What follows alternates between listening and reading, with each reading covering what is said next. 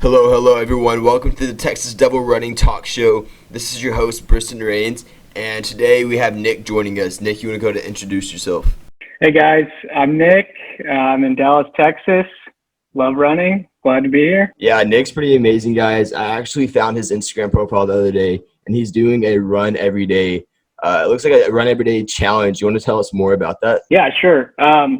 I used to be a pretty serious runner back in high school and college, and with good PRs, it's tough to get back into running because it's sort of demoralizing when you're pretty slow and fat after taking off a few years. So this is sort of a goal that I can keep up with without being super fast and having to demand a lot from myself. So I think it's pretty easy. It's pretty straightforward, and it's entertaining. Yeah, for sure. So what made you want to get into running? Why did you start running? I started running probably in middle school because I was a fat kid, and one day I was just like, I got to shed some pounds. So that's how I got into it. And then in 8th grade, tried out for the basketball team. Was one spot away from making the second team. Got cut, and it was cross country from there. And I have never looked back since. Yeah, I could definitely relate to you on that one. In high school, I did a couple of sports. I was a little too uncoordinated, so stuck with running because, it doesn't require a lot of coordination. You just move your legs back and forth and, you're good to go. So whenever you're doing a race and things get tough, what's something that pushes you when you run? In terms of a race, I've always been a sit and kick kind of guy. I played soccer and I like to lift a lot, so I think I have pretty good turnover in terms of like a distance runner. And so I've always tried to just kind of sit on somebody's heels, and then how like the movie Without Limits, Pretty Fontaine in there, he's always like, make it a guts race. Yep. That's what I always want it to be. So I want it to, that last mile, last quarter mile, whatever it may be, I just want it to be guts from there. And I love that. I saw that you had a running blog. You want to tell us a little bit more about that? Sure. So I worked in running stores through high school and college. The reps would come in every so often and tell us about the shoes, and you know how it all goes. Follow the companies on Instagram, and I read a book recently called Kicksology about running shoes. Just it's been my life for a long time, and I'm in my last year of law school now, so I feel like I can write fairly well, but I'm always writing about extremely boring stuff. So it's a nice change of pace to just whip out, 1,000 words about something that I'm actually passionate about. It's just getting started. So it's still in the works, but I just enjoy writing and I enjoy running. And so it's great content. Yeah, I went and checked it out. You have like a lot of really good advice on there. I recently got a knee injury whenever I was running, and I went on there and I actually read what you said about knee injuries and everything. So you got a lot of really cool stuff on there. It's really cool. That's good to hear, man.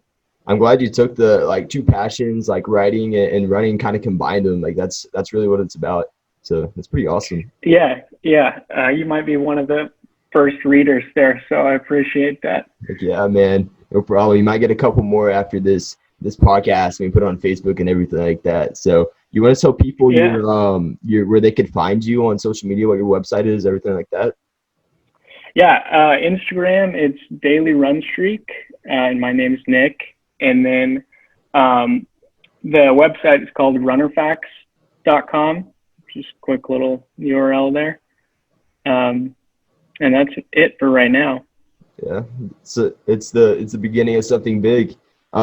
So whenever, let's say a new runner was to walk up to you and they would ask you for advice, what advice would you give to all of the new runners out there?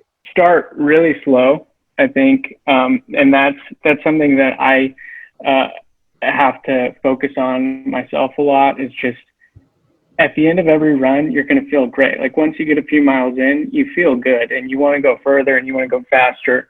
But that's when you get hurt, and that's when, you really start to affect your your ability in the long term to improve. So my advice would be get out and do it every day, stick to a schedule, and just don't exceed that schedule. Yeah, for sure. And guys, this is definitely a guy you want to listen to. He has some credentials. You want to go ahead and tell him your, even if they're old PRs, you want to go ahead and tell him your PRs.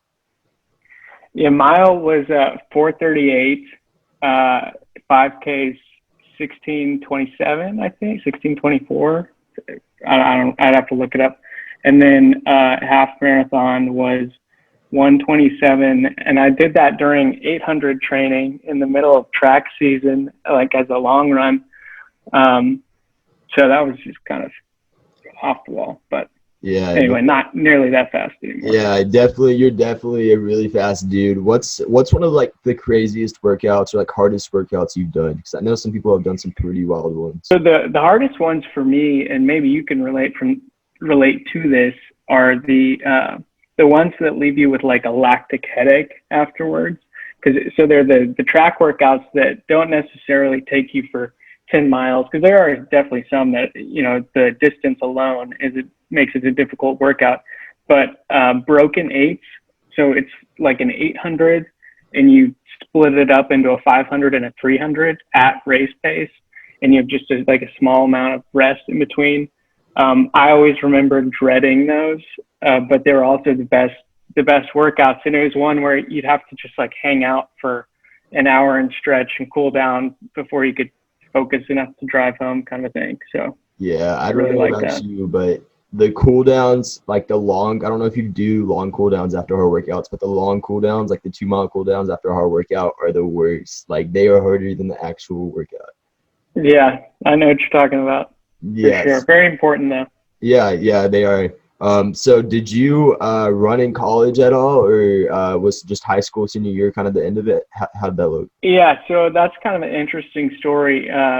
Senior year, we were going to the Texas Relays. It's a meet in Austin, and we were going to do the 4x8, and I was the weakest link, but I was on the team, and so I got my wisdom teeth out about a week before.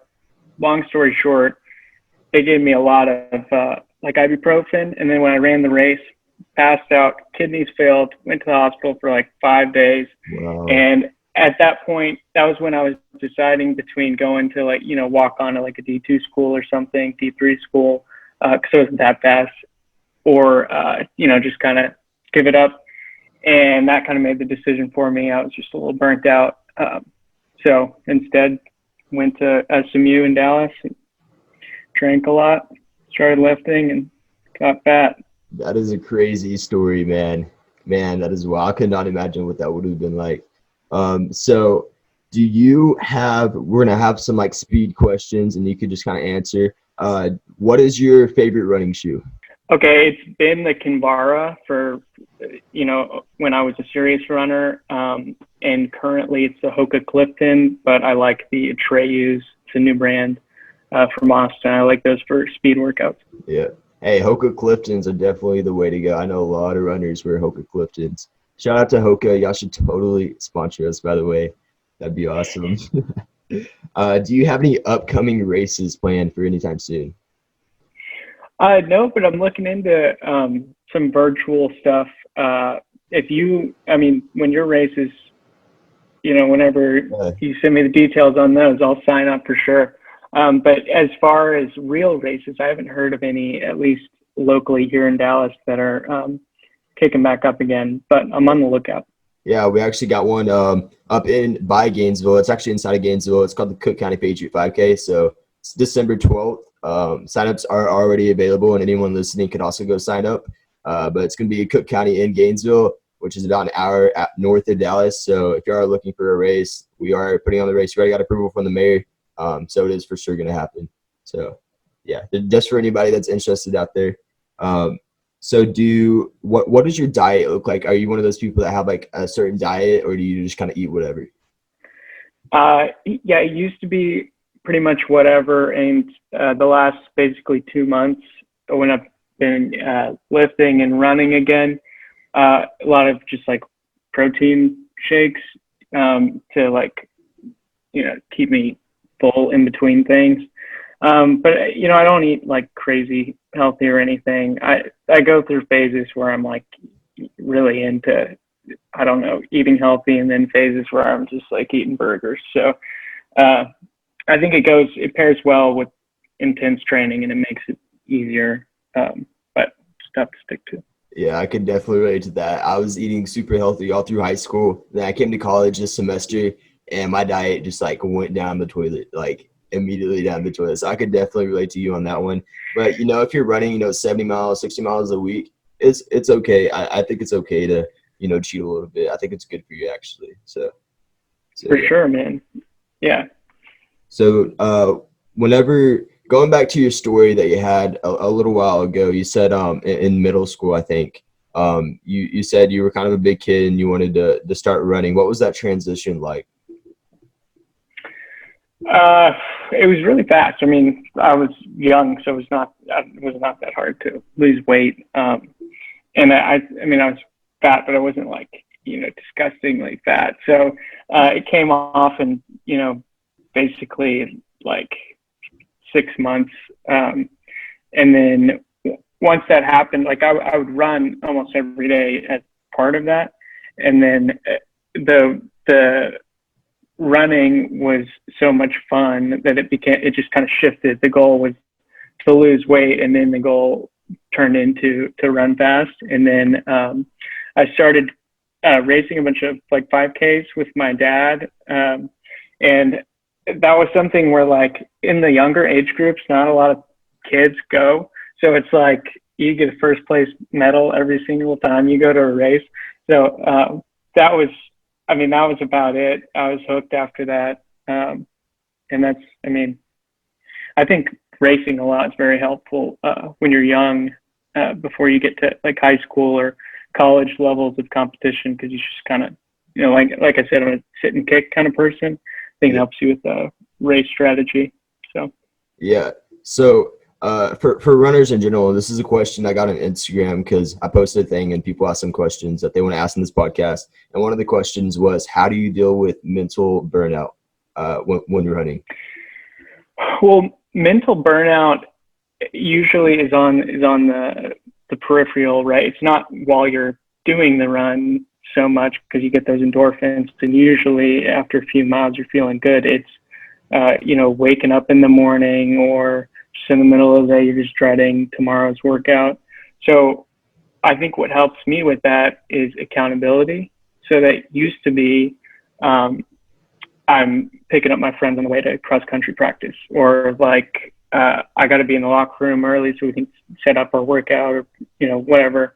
And now it's like I got to record my run on Instagram. So that's been very helpful. I'm very appreciative that some people are actually paying attention to me on Instagram, because when I get burnt out or feel like I don't want to run, I have to. So. Yeah. Accountability is definitely a big thing. Especially in running, you can't let others around you down. And then, at the end of the day, sometimes it's not about yourself. It's just about all the people around you. So I could definitely relate to that. So yeah. So that was Nick, guys. I will leave all his social media links in the description. This will be available on all platforms. Nick, you have anything else? No, man. Enjoy running. Best of luck to you, and I'll be following this new company you got here. It's really exciting. Awesome. I appreciate it.